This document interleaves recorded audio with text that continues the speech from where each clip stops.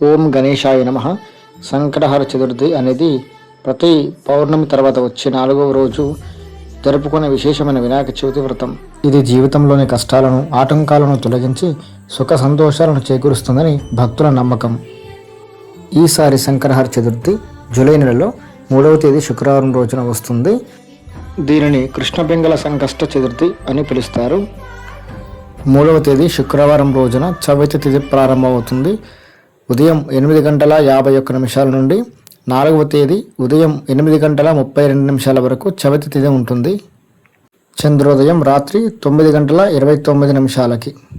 చంద్రోదయం అయిన తర్వాత ఉపవాసం విరమించాలి. ఈ వ్రతాన్ని భక్తితో ఆచరిస్తే విఘ్నాలు తొలగి ఆరోగ్యం, ఐశ్వర్యం, సంతానం మరియు సర్వకార్య సిద్ధి కలుగుతాయని శాస్త్రాలు చెబుతున్నాయి.